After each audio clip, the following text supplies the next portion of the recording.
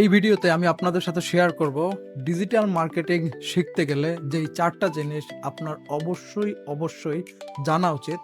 এবং যদি আপনি এগুলো না জানেন তাহলে ভবিষ্যতে আপনি আপনার ফ্রিল্যান্স ক্যারিয়ারে, আপনার ডিজিটাল মার্কেটিং ক্যারিয়ারে অনেক বড় প্রবলেমে ভুগবেন।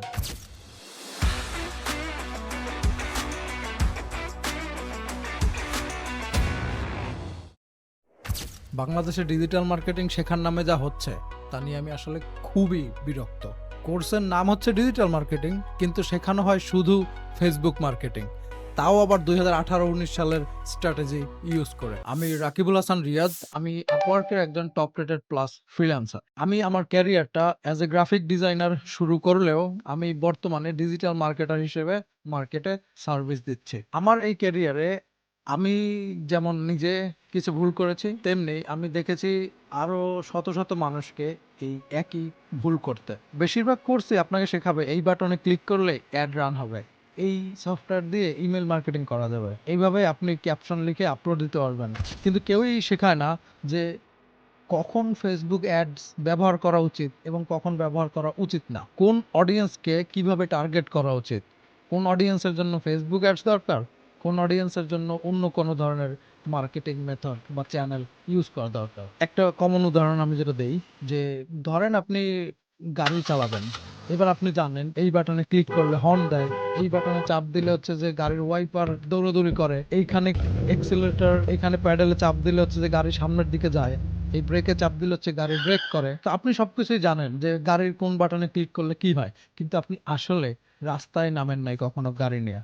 আপনি কি গাড়ি ড্রাইভ করতে পারবেন? ঠিক সেম ভাবে আপনি যদি ফেসবুক অ্যাডস এর মধ্যে গিয়ে অ্যাড ইঞ্জিনের সব বাটনগুলো চেনেন, কোথায় কি করতে হয় জানেন, কিন্তু আপনি জানেন না কনভার্সন ট্র্যাকিং কি, ROAS, ROAS এটা কি, এগুলো আপনার কোনো আইডিয়া আছে, সেক্ষেত্রে ফেসবুক অ্যাডস চালানোর জন্য আমি আপনাকে রেকমেন্ড করবেন। ঠিক তেমনি আপনি যদি ফেসবুক অ্যাড ম্যানেজারের সব বাটনগুলো চেনেন, কিন্তু আপনি কনভার্সন ট্র্যাকিং কি জানেন না, আপনি রোয়াস কি সেটা জানেন না, আপনি আসলে একজন ডিজিটাল মার্কেটার না।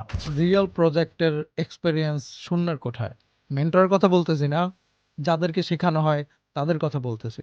কাজ শেষে আপনি একটা সার্টিফিকেট পান, কিন্তু কোনো ক্লায়েন্টের রিয়েল একটা প্রজেক্টে কাজ করার এক্সপেরিয়েন্স আপনি পান না। আবারও যেই কমন উদাহরণটা আমি দেই, আপনি ২টা দোকানে যাবেন, সবকিছু সুন্দর করে সাজানো আছে এবং আপনার যেই সেলসম্যান যে ওই দোকানে আছে, সে আপনাকে প্রতিটা জিনিস বুঝিয়ে দিচ্ছে, স্যার এটা এই প্রোডাক্টটার এই ফিচার আছে, এই বেনিফিটস আছে। আরেকটা দোকানে গেলেন, সেখানে যে দোকানদার সে মোবাইল টিপতেছে, দোকানের মধ্যে কোনো মালামালের কোনো ঠিক নাই, সব এদিকে ওদিকে ছড়ানো ছিটানো। আপনি কোনটা থেকে কিনবেন? আমি পার্সোনালি অবশ্যই ওই যেটা বেশি সাজানো গোছানো, যেটার সেলসম্যান আমাকে গিয়ে প্রোডাক্টের ফিচার এবং বেনিফিটস গুলো বলতেছে, আমি ওই দোকান থেকেই কিনবো। এটা আমার ব্যক্তিগত, এবং আমার মনে হয় সবাই ওইখান থেকে কিনতে স্বাচ্ছন্দ্য বোধ করবে। ঠিক তেমনই আপনার পোর্টফোলিও যখন একটা ক্লায়েন্টের কাছে আপনি সাবমিট করবেন, আপনার পোর্টফোলিওতে যদি শুধুমাত্র বলা থাকে যে আমি এত বছর ধরে কাজ করছি, আমি এই কাজ জানি, ভার্সাস আপনার পোর্টফোলিওতে যদি ক্লায়েন্টের কেস স্টাডি থাকে, রিয়েল প্রজেক্টের কেস স্টাডি থাকে, অনেক বড় একটা ডিফারেন্স কিন্তু আপনার ক্লায়েন্টের মনে তখন তৈরি হবে। ক্লায়েন্ট যখন দেখবে যে না, এই লোক তো আসলেই কাজ করছে, রিয়েল প্রজেক্টে কাজ করছে, রিয়েল প্রবলেম সলভিং করছে, তখন ক্লায়েন্ট আপনাকে হায়ার করতে বেশি কনফিডেন্ট ফিল করবে। কিন্তু এখানেই শেষ না, পরের সমস্যাটা তো আরো বড়। আউটডেটেড কারিকুলাম 2026 সালে এসে যেই কারিকুলামে এআই নিয়ে কোনো কথা নাই, এআই কিভাবে ব্যবহার করে আপনি আপনার অ্যাড বা আপনার মার্কেটিং আরো ভালো করবেন সেটা নিয়ে কোনো কারিকুলামে কোনো লেসন নাই, অথবা শর্ট ফর্ম কন্টেন্ট স্ট্র্যাটেজি কিভাবে ব্যবহার করতে হয় সেরকম কোনো কিছু নাই। সেই কারিকুলাম দিয়ে আপনি মার্কেটে কিভাবে ঢুকবেন, সেই কারিকুলাম দিয়ে শিখে আপনি আসলে মার্কেটে ঢুকতেই তো পারবেন না, টেকা তো পড়ার কথা। একটা বিষয় সবসময় মনে রাখবেন, ডিজিটাল মার্কেটিং ইন্ডাস্ট্রি 6 মাস 1 বছরের মধ্যে চেঞ্জ হতে থাকে, বিভিন্ন ধরনের নতুন আপডেট আসতে থাকে, নতুন চেঞ্জ আসতে থাকে, এবং এই চেঞ্জের সাথে কিন্তু আপনাকে অবশ্যই আপ টু ডেট থাকতে হবে। এখন আপনি, আপনার মেন্টর আপনাকে শেখালো যে আপনি 2020 সালে কিভাবে অ্যাড রান করতেন, 2026 সালে কিন্তু সেমভাবে আপনি অ্যাড রান করবেন না, এবং অ্যাড ইঞ্জিন 2026 সালে এসে সেমভাবে কাজ করবে না। সুতরাং আপনি যখনই কোনো কোর্স কিনবেন, অবশ্যই দেখবেন কোর্সের কন্টেন্ট কতটুকু আপ টু ডেট।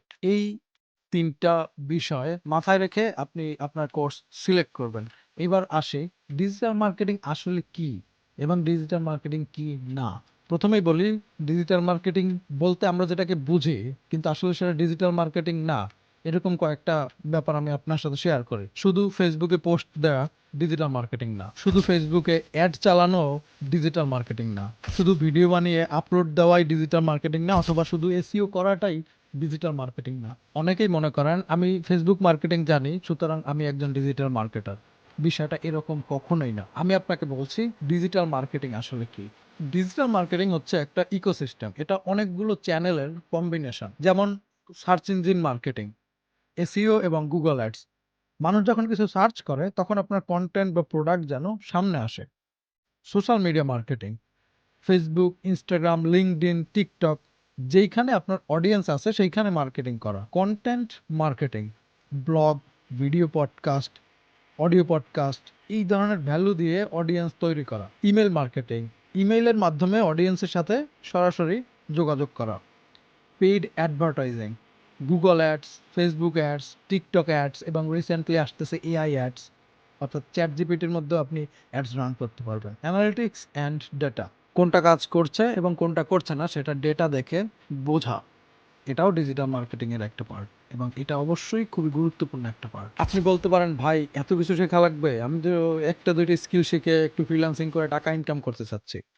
আপনার সবগুলোতে মাস্টার হওয়া লাগবে না, কিন্তু সবগুলোর ধারণা আপনার অবশ্যই থাকতে হবে। কারণ আপনার বুঝতে হবে কখন কোন চ্যানেল ইউজ করে আপনার মার্কেটিং করা দরকার। ধরেন একজন ক্লায়েন্ট এসে আপনাকে জিজ্ঞেস করলো যে আমার জন্য, আমার বিজনেসের জন্য কোন মার্কেটিং চ্যানেলটা বেস্ট বা আমি কোথায় মার্কেটিং করবে। এখন আপনি তো জানেন ফেসবুক অ্যাডস অনলি, আপনি তো বলবেন যে আপনার বিজনেসের জন্য ফেসবুক অ্যাডসেই মার্কেটিং করা উচিত। কিন্তু ক্লায়েন্টের বিজনেস হচ্ছে বিজনেস টু বিজনেস বা বি2বি বিজনেস, যেখানে ক্লায়েন্টের যে কাস্টমার তারা ফেসবুক অ্যাডসের মাধ্যমে কেনে না বা তারা ফেসবুকে খুব একটা থাকে না, তারা থাকে হচ্ছে লিঙ্কডইনে। তখন কিন্তু আপনাকে রেকমেন্ড করতে হবে যে আপনার যেই বিজনেস, আপনার যেই অডিয়েন্স টার্গেট, সেই অনুযায়ী ফেসবুক অ্যাডস আসলে না আপনার জন্য কাজ করবে, না আপনাকে ভালো রেজাল্ট এনে দেবে। আপনার লিঙ্কডইনের মার্কেটিং করতে হবে, লিঙ্কডইন অ্যাডস চালাইতে হবে। কিন্তু আপনি যদি তাকে ফেসবুক অ্যাডসের দিকে ফোর্স করেন ফেসবুক অ্যাডস রান করাইতে, তাহলে আপনি কি করলেন? তার সময়, তার টাকা দুইটাই নষ্ট করলেন। আর আপনার কি নষ্ট হলো? আপনার রেপুটেশন নষ্ট হলো। বিজনেসে বা এই ফ্রিল্যান্সিংয়ে সুনাম খুব বড় একটা সম্পদ। আপনি ক্লায়েন্টের ভালো না করে যদি খারাপ করেন, সেক্ষেত্রে ক্লায়েন্ট কিন্তু আপনার নেগেটিভ ফিডব্যাক হচ্ছে যে দিয়ে চলে যাবে। একটা বিষয় মনে রাখবেন, ডিজিটাল মার্কেটিং হচ্ছে research plus strategy plus execution plus analysis. শুধুমাত্র এক্সিকিউশনে ডিজিটাল মার্কেটিং না। এবার আসি, ফ্রিল্যান্সিং এ সাকসেস হতে হলে একজন ডিজিটাল মার্কেটারের যেসব স্কিল থাকা জরুরি। আপনি জানলেন যে ডিজিটাল মার্কেটিং আসলে কি। এখন প্রশ্নটা আসতে পারে যে ফ্রিল্যান্সার হিসেবে ডিজিটাল মার্কেটিং করতে গেলে আমার কি কি লাগবে বা কি কি স্কিল থাকা জরুরি। প্রথমে আসি হার্ড স্কিলে, টেকনিক্যাল হার্ড স্কিল। আপনার 2-3টা কোর স্কিল খুবই খুবই জরুরি। প্রথমটা হচ্ছে এসইও, সার্চ ইঞ্জিন অপটিমাইজেশন। আপনার নিজের বা আপনার ক্লায়েন্টের প্রোডাক্ট যখন মানুষ সার্চ করে তখন সেটা কোথায় এবং কিভাবে সার্চ করে এবং সেটা কিভাবে খুঁজে পায়, এটা জানা খুব জরুরি। এই প্রসেসটা জানতে গেলে আপনার অনেক কিছু জানা লাগবে। আপনার জানতে হবে কাস্টমার আসলে কি লিখে আমার প্রোডাক্ট সার্চ করে, কাস্টমারের কোন পেইন বা প্রবলেমটা সলভ করার জন্য আমার প্রোডাক্টটা সার্চ করে। এইটা দিয়ে যখন আপনি শুরু করবেন তখন অ্যাডস চালানো বা ইমেল মার্কেটিং সব কিছুই আপনার জন্য ইজি হয়ে যাবে। সুতরাং কাস্টমার কিভাবে সার্চ করে তার সমস্যা নিয়ে এবং তার সমাধান খোঁজে, এটা আপনার জানা খুবই বেশি জরুরি। হইতে পারে আপনি একজন Facebook ads expert, digital marketer নিজেরা দাবি না করলেও আপনি কিন্তু ফেসবুক অ্যাডস এক্সপার্ট হিসেবে নিজেকে দাবি করতে পারেন। কিন্তু অ্যাডস চালাইতে গেলেও আপনার তো জানতে হবে যে ক্লায়েন্ট আসলে কি সমস্যায় ভুগতেছে। আপনি যদি ক্লায়েন্টের সমস্যা না জেনে অ্যাডস চালান, সেক্ষেত্রে অ্যাডসে ভালো রেজাল্ট আসবে না। সুতরাং সার্চ ইঞ্জিন অপটিমাইজেশনের যে প্রসেসটা আছে এটা জানা খুবই জরুরি। এরপরে আসে paid ads, Google ads, Facebook ads. এবং আপনার যে একসাথে গুগল এবং ফেসবুক অ্যাডস দুইটাই খুব ভালো মাস্টার হওয়া লাগবে এমন না, আপনি যে কোনো একটা দিয়ে শুরু করতে পারেন। এবং আপনার কি জানতে হবে? আপনার জানতে হবে campaign set up, audience targeting, budget management, AB testing. এই বিষয়গুলো আপনার আয়ত্ত করতে হবে। এরপরে আপনার যে কোর হার্ড স্কিলটা জানা দরকার সেটা হচ্ছে কন্টেন্ট স্ট্র্যাটেজি। দেখেন 2026 সালে এসে বা অনগোয়িং কন্টেন্টের উপরে কিচ্ছু নাই। আপনার কন্টেন্ট যত ভালো আপনার মার্কেটিং এর রেজাল্ট তত ভালো। সুতরাং আপনার বুঝতে হবে কোন প্ল্যাটফর্মে কোন কন্টেন্ট কাজ করবে। যেমন আপনি যদি ইউটিউবে গিয়ে আপনার একটা ব্লগ আর্টিকেল লিখে সেটার ভিডিও আকার আপলোড করেন, খুব ভালো কাজ করবে না।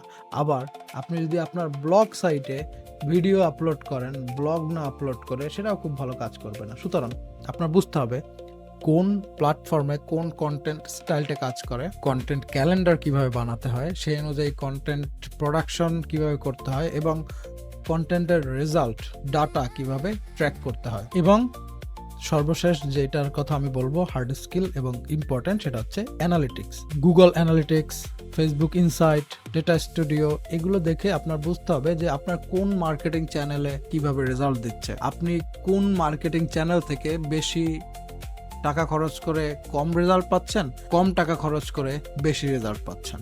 এটা আপনি যখন বুঝতে পারবেন তখন কিন্তু সেই অনুযায়ী আপনি সিদ্ধান্ত নিয়ে যেই প্ল্যাটফর্মে বা যেই চ্যানেলে আপনি কম বাজেট স্পেন্ড করে ভালো রেজাল্ট পাচ্ছেন, আপনি সেখানেই আপনার সব বাজেটগুলো দিয়ে ক্যাম্পেইন চালাইতে থাকবেন। তবে টেকনিক্যাল স্কিলের যে এই হার্ড স্কিলের কথাগুলো যে আমি বললাম, এর সাথে সফট কিছু স্কিল আছে। এই সফট স্কিলগুলো অত্যন্ত জরুরি। যেমন ক্লায়েন্ট কমিউনিকেশন। এটা নিয়ে আমি আমার আগের ভিডিওতে বলেছি যে ক্লায়েন্টের রিকোয়ারমেন্ট বুঝতে হবে, ক্লায়েন্টের বিজনেস বুঝতে হবে, ক্লায়েন্ট কোন জায়গায় সমস্যায় ভুগতেছে সেই সমস্যাটা আইডেন্টিফাই করতে হবে এবং ক্লায়েন্টকে আপনার স্ট্র্যাটেজি বুঝাইতে হবে, ক্লায়েন্টের সাথে কথা বলে ডিল ফাইনাল করতে হবে। এই কমিউনিকেশন খুবই খুবই জরুরি। আপনি যদি খুব ভালো একজন মার্কেটার হয়েও থাকেন, যদিও কমিউনিকেশনে যদি আপনি দুর্বল হন সেটা আপনার মার্কেটিংয়ের উপরেও এফেক্ট পড়বে, তারপরে ধরে নিলাম আপনি খুব ভালো একজন মার্কেটার। কিন্তু আপনি খুব ভালো একজন মার্কেটার হয়ে থাকলেও আপনি যদি ক্লায়েন্টের সাথে সঠিক কমিউনিকেশন করতে না পারেন, ক্লায়েন্টকে বুঝাইতে সক্ষম না হন যে আপনি এই প্রজেক্টের জন্য বেস্ট একটা চয়েস, ক্লায়েন্ট কিন্তু আপনাকে হায়ার করবে না। কাকে হায়ার করবে? যে আপনার থেকে খারাপ মার্কেটার কিন্তু ক্লায়েন্টকে বুঝাইতে সক্ষম হয়েছে যে সে ক্লায়েন্টকে রেজাল্ট এনে দিতে পারবে। সুতরাং ক্লায়েন্ট কমিউনিকেশন খুবই গুরুত্বপূর্ণ একটা স্কিল এবং এটা নিয়ে আমি ডেডিকেটেড ভিডিও তৈরি করছি, যেটা আপনি হচ্ছে যে এই ভিডিওর কোনো এক জায়গায় পেয়ে যাবেন। Research skill. আমি সবসময় বলি একজন ফ্রিল্যান্সারের, একজন ডিজিটাল মার্কেটারের রিসার্চ স্কিলটা হচ্ছে সবথেকে গুরুত্বপূর্ণ স্কিল। ক্লায়েন্টের ইন্ডাস্ট্রি, কম্পিটিটর, টার্গেট অডিয়েন্স, তাদের পেইন পয়েন্ট, তারা কিভাবে কোথায় পেইন পয়েন্টগুলো নিয়ে কথা বলছে, এই সব কিছু আপনার রিসার্চ করে কিন্তু বের করতে হবে এবং সেই অনুযায়ী আপনার মার্কেটিং ক্যাম্পেইন সেট করতে হবে। সুতরাং রিসার্চ স্কিলটা মার্কেটিংয়ের পার্সপেক্টিভ থেকে যেরকম জরুরি, ঠিক তেমনি ফ্রিল্যান্সিং করতে গিয়ে ক্লায়েন্ট কমিউনিকেশন এবং ক্লায়েন্ট হ্যান্ডেল করার দিক থেকেও সমানভাবে জরুরি। রিসার্চ, রিসার্চ, রিসার্চ এবং প্রবলেম সলভিং। দেখেন, ক্লায়েন্ট কিন্তু আপনাকে হায়ার করবে কোনো একটা প্রবলেম সলভ করার জন্য। ফর এক্সাম্পল, আমরা যদি ধরে নেই ক্লায়েন্টের একটা ওয়েবসাইট আছে, ক্লায়েন্টের ওয়েবসাইটে প্রচুর পরিমাণে ট্রাফিক আসতেছে কিন্তু সেল আসতেছে না। প্রচুর পরিমাণ মানুষ ক্লায়েন্টের ওয়েবসাইটে ভিজিট করতেছে কিন্তু কেউ কিনতেছে না। এখন গিয়ে আপনি যদি বলেন যে আমি এসইও করে দেই, তাহলে কি হবে? এসইওর মূল কাজ হচ্ছে ট্রাফিক আনা। ট্রাফিক তো আসতেই আছে কিন্তু ট্রাফিক কেন কনভার্ট হচ্ছে না? সেক্ষেত্রে আপনার বুঝতে হবে তার ওয়েবসাইটের ল্যান্ডিং পেজটা ঠিক আছে কিনা, ল্যান্ডিং পেজ লোড হইতে কোনো সমস্যা হচ্ছে কিনা, মানুষ ক্লিক করার পরে সরাসরি ল্যান্ডিং পেজে যাইতে পারতেছে কিনা। এছাড়াও আছে যে ওই ল্যান্ডিং পেজে সে তার অফার বা প্রোডাক্টটা যেভাবে সাজাইছে সেটা ঠিক আছে কিনা, সে ক্লায়েন্টের পেইন পয়েন্টগুলো ধরে ল্যান্ডিং পেজটা বানাইতে পারতেছে কিনা, চেক আউট প্রসেসটা ঠিক আছে কিনা, ক্লায়েন্ট যে কিনবে সে কোথায় ক্লিক করলে তারপরে পেমেন্ট করবে সেই পেমেন্ট প্রসেসিংটা ঠিক আছে কিনা, এইগুলো কিন্তু আপনার দেখতে হবে এবং যেইখানেই খুঁজে পাবেন যে একটা প্রবলেম আছে সেই প্রবলেমটা আপনার সলভ করে দিতে হবে। একজন মার্কেটার হিসেবে এটাই হচ্ছে যে বড় কাজ, যে প্রবলেম সলভিং। এবং সর্বশেষ যে সর্বশেষ পয়েন্টটা নিয়ে আমরা কথা বলবো সেটা হচ্ছে যে পোর্টফোলিও। একজন ডিজিটাল মার্কেটারের পোর্টফোলিও কেমন হওয়া উচিত? দেখেন, একজন ভিডিও এডিটর, একজন গ্রাফিক ডিজাইনারের পোর্টফোলিও আর একজন ডিজিটাল মার্কেটারের পোর্টফোলিও কিন্তু সেম না।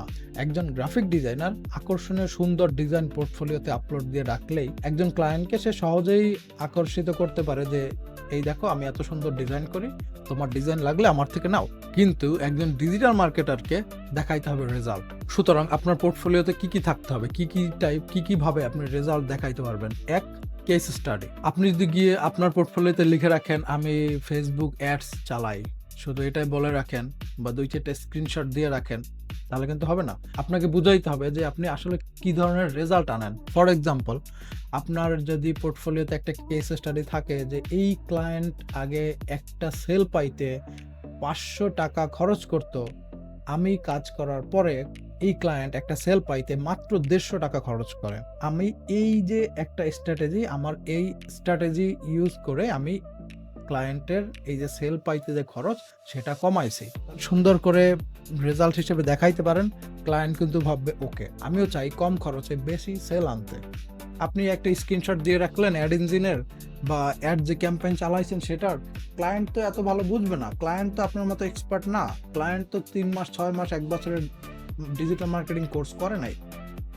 ক্লায়েন্টের সহজ ভাষায় আপনার রেজাল্ট বুঝাইতে হবে। পরেরটা হচ্ছে স্যাম্পল প্রজেক্ট। আপনি যদি এখনো বা কোর্স করার পরে কোনো অ্যাকচুয়াল প্রজেক্টে কাজ করার অভিজ্ঞতা অর্জন করতে না পারেন, আপনার কিছু স্যাম্পল প্রজেক্ট অ্যাটলিস্ট আপনার পোর্টফোলিওতে থাকতে হবে। যেমন আপনি একটা ওয়েবসাইট অডিট করলেন, একটা র্যান্ডম ওয়েবসাইট অডিট করলেন, সেই ওয়েবসাইটে কি কি সমস্যা আছে সেই সমস্যাগুলো আপনি লিস্ট করে রাখলেন যে আমি একটা অডিট করছি, এই হচ্ছে অডিট রিপোর্ট। অথবা আপনি একটা প্রোডাক্টের জন্য বা একটা বিজনেসের জন্য কিভাবে একটা ফেসবুক অ্যাড ক্যাম্পেইন অথবা একটা গুগল অ্যাড ক্যাম্পেইন রান করবেন, এটার একটা মক স্ট্র্যাটেজি যে আমি এরকম ভাবে অ্যাড ক্যাম্পেইন রান করব এই নির্দিষ্ট প্রোডাক্টের জন্য বা এই নির্দিষ্ট সার্ভিসের জন্য। এই ধরনের স্ট্র্যাটেজি তৈরি করে আপনি রাখতে পারেন। কিন্তু আমি যেটা সব থেকে বেশি রেকমেন্ড করি সেটা হচ্ছে যে আপনি দরকার হলে ফ্রিতে কাজ করেন।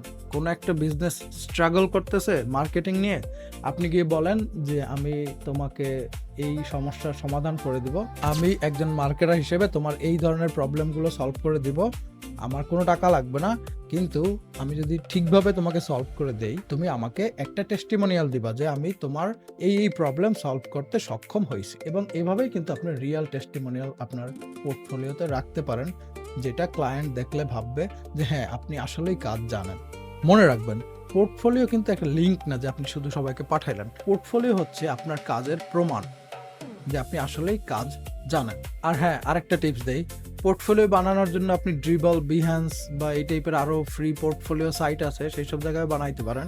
তবে আমি রেকমেন্ড করব আপনি নিজের একটা কাস্টম ডোমেইন বা কাস্টম ওয়েবসাইট, সিম্পল হোক, একটা পেজ হোক, অথবা গুগলেও আপনি ফ্রিতে ওয়েবসাইট বানাইতে পারেন। এরকম একটা ওয়েবসাইট যদি আপনি বানায় রাখেন সেটা একটু বেশি প্রফেশনাল লাগবে ক্লায়েন্টদের কাছে। তাহলে ভিডিওটা আমরা আবার একটু রিক্যাপ করি। এক, বাংলাদেশের ট্র্যাডিশনাল ডিজিটাল মার্কেটিং কোর্সের 3টা বড় সমস্যা: টুল বেসড কাজ শেখানো, স্ট্র্যাটেজি শেখানো না, রিয়েল এক্সপেরিয়েন্সের অভাব, আর আউটডেটেড পুরনো কারিকুলাম। 2, ডিজিটাল মার্কেটিং আসলে কি এবং ডিজিটাল মার্কেটিং কি নয়। ডিজিটাল মার্কেটিং কোনো টুল বা প্ল্যাটফর্ম না, এটা একটা ইকোসিস্টেম। 3, একজন ফ্রিল্যান্স ডিজিটাল মার্কেটারের কি কি স্কিল থাকা দরকার, টেকনিক্যাল এবং সফট স্কিল দুইটাই। 4, আপনার পোর্টফোলিও কেমন হবে, পোর্টফোলিওতে কি কি থাকবে এবং কিভাবে সেটা বানাবেন। ওকে, তাহলে আমরা আজকের এই ভিডিওতে কি কি কভার করলাম সেটা একটু এক নজরে আবারও দেখে নেই। 1, বাংলাদেশের ট্রেডিশনাল ডিজিটাল মার্কেটিং কোর্সের 3টা বড় সমস্যা, ডিজিটাল মার্কেটিং আসলে কি এবং কি নয়, একজন ডিজিটাল মার্কেটারের কি কি স্কিল দরকার, টেকনিক্যাল এবং সফট স্কিল দুইটা নিয়েই কথা বলেছি। এবং 4, আপনার পোর্টফোলিও কেমন হবে আর কিভাবে সেটা বানাবেন। একটা কথা বলে শেষ করতে চাই, আপনি যদি ডিজিটাল মার্কেটিং কোর্স করতে চান তাহলে অবশ্যই এই ভিডিওর যে 4টা পয়েন্ট আছে এগুলো মিলিয়ে দেখবেন, দেন আপনি একটা কোর্স করবেন বা কোর্সে এনরোল করবেন। যেই কোর্সে শুধু টুলস শিখায়, স্ট্র্যাটেজি শিখায় না, কারিকুলাম অনেক পুরনো, নতুন কারিকুলাম নাই, সেই কোর্সগুলো অ্যাভয়েড করা ট্রাই করবেন। আর আপনাকে খুব বেশি পাগলের মতো প্র্যাকটিস করতে হবে, কারণ প্র্যাকটিসের কোনো বিকল্প নাই। আমরা ছোটবেলা থেকেই জেনে এসেছি practice makes a man perfect.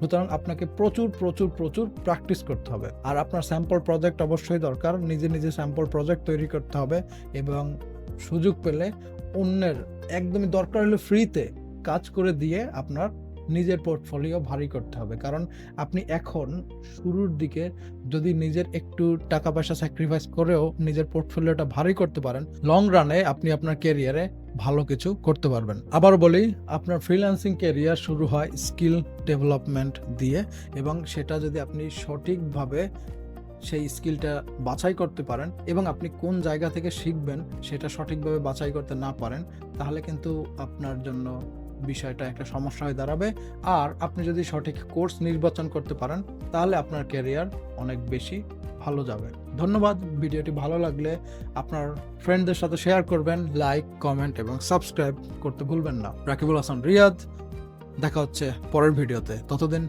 ভালো থাকবেন। ধন্যবাদ।